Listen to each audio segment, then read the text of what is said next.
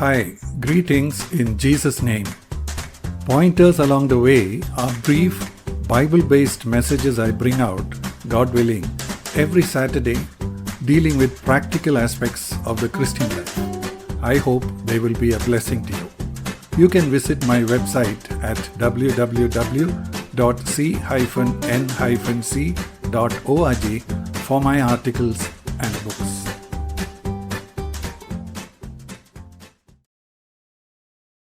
This is pointer number 952, and its title is Justice versus Forgiveness.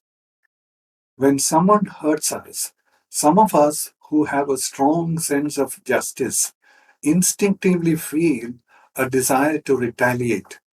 We think that what has been done to us is not right or fair, and we want to correct the other person, teach him a lesson, or at least let him know that he did wrong.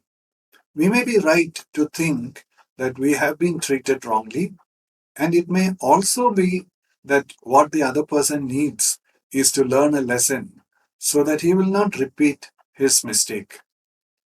But then we bring grace into the picture. That is what we want when we have done wrong. What we deserve is punishment, and still we go to God and ask for forgiveness. We know that God is in a position to legitimately do that because our sins have been already punished through Jesus' death. God does not have to do anything unjust or unrighteous to forgive us because such requirements of His nature have been addressed on our behalf by Jesus. So, what we receive from God is totally from an unmerited favor He shows to us. Now we come back to our subject about others hurting us. When we feel this sense of justice rising up within us, and we feel it would be totally unrighteous if we let him go, what we need to remember is our own status as recipients of undeserved mercy from God. Can we then afford to assume a position of authority over the others as executors of justice? No. We lost that place when we asked God for forgiveness on the basis of grace. That is why, if we struggle to forgive others, God reminds us to think about how we received His mercy. Colossians chapter 3, verse 13. Bearing with one another and forgiving each other, whoever has a complaint against anyone, just as the Lord forgave you, so also should you. But if we allow our sense of justice to overpower us and we refuse to forgive someone, Jesus warns us that God may be forced to take back the forgiveness He once gave us. He said that while teaching about prayer in the Sermon on the Mount, as well as through the parable of the king and two servants.